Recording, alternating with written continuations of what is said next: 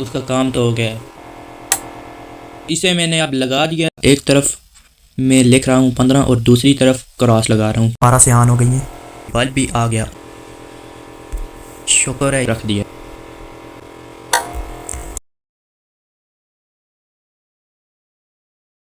बिस्मिल्लाहिर्रहमानिर्रहीम। इब्तिदा है रब जलील के उस बरकत नाम से जो दिलों के भेद खूब जानता है। देखती आंखों सुनते कानों को अस्सलाम वालेकुम। उम्मीद करता हूँ आप सब बिल्कुल ठीक ठाक फिट फाट होंगे और कुदरत की अता करदा नेमतों को दोनों हाथों से समेट रहे होंगे। तो वीडियो का बाकायदा आगाज़ करने से पहले अगर आप इस चैनल पर नए हैं तो चैनल को सब्सक्राइब करना ना भूलें, ताकि हर नई आने वाली वीडियो आप तक बर वक्त पहुँचती रहे। तो बगैर टाइम वेस्ट किए हम अपनी वीडियो का आगाज़ करते हैं। तो गाइस, मैंने बनाई है एक मशीन, और वो भी खुद, और वो भी घर पर। खाओ माँ कसम। तो कसम खाने वाली कौन सी बात है। और ये आपको जो नज़र आ रही है ये मशीन है। और ये मशीन किसकी है? चूज़े निकालने वाली मशीन। हैरान होने की कोई बात नहीं, क्योंकि मैं आपको बताऊंगा और दिखाऊंगा कि वाकई में ये चूज़े निकालती है कि नहीं। इसको बनाना कोई मुश्किल बात नहीं है। इसके अंदर 2 बल्ब लगे हुए हैं 100 वाट के, और इसके अंदर एक पंखा लगा हुआ है जो कि अंडों को हवा भी देता है, क्योंकि आपको पता है गर्मियाँ हैं। बात तो सही है। अच्छा, तो ये जो जाली लगी हुई है इसके ऊपर अंडे रखने होते हैं।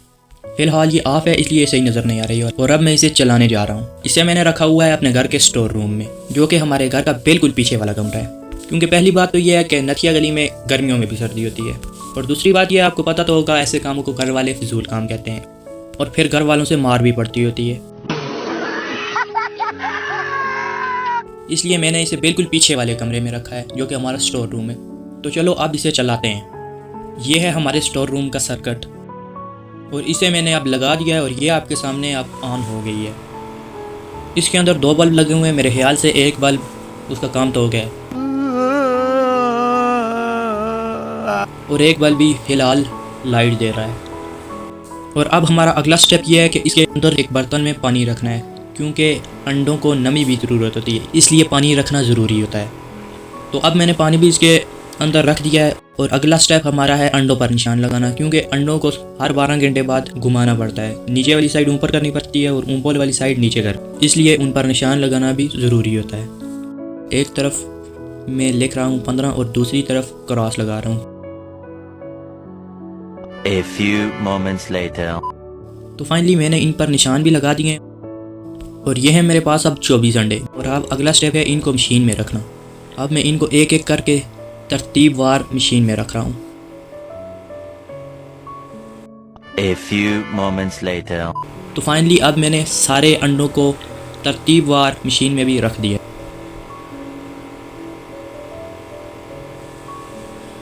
हमारा अगला स्टेप है बल्ब तब्दील करना। ये लो जी, बल्ब भी आ गया, और अब हम उसे उतारते हैं पुराने बल्ब को और नया लगाते हैं। देखते हैं ये भी काम करता है कि नहीं। शुक्र है, ये चल रहा है। और अब ये दोनों बल्ब हीट दे रहे हैं। आगे ये जो मीटर लगे हुए हैं ये टेम्परेचर बताते हैं। में से एक जो बिजली पर चलने वाला मीटर है वो लाइट को कंट्रोल करता है। जब हीट ज़्यादा हो जाती है तो लाइट ऑफ़ कर देता है, और जब कम हो जाती है तो फिर दोबारा से ऑन कर देता है। अब देखते हैं कि कितने डिग्री सेंटीग्रेड पर जाकर ये बल्ब को ऑफ़ करेगा। अभी तो 28.7 है। पीछे जो आवाज़ आ रही है बैकग्राउंड में, ये भी इसी की आवाज़ है। ये जो पंखा चल रहा है इसके अंदर, उसकी आवाज़ है ये। इसका टेम्परेचर बहुत ही आहिस्ता बढ़ रहा है, इसलिए वीडियो को थोड़ा सा तेज़ करते हैं ताकि आप लोगों का टाइम वेस्ट ना हो। A few moments later. Finally 37.8 पर जाकर इसके बल्ब ऑफ हो गए हैं, और अब इसके अंदर जो पंखा है वो चल रहा है, और पंखे की हवा की वजह से इसका टेम्परेचर अब कम होगा। तो देखते हैं कितनी डिग्री पर दोबारा इसकी लाइट ऑन होती है। तो अब 37.5 पे आके इसकी लाइट दोबारा से ऑन हो गई है।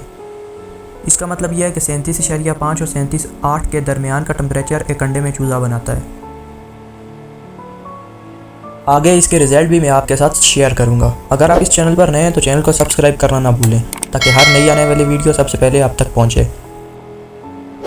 तो मिलते हैं अगली वीडियो में। अपना बहुत सारा ख्याल रखें। अल्लाह हाफिज़।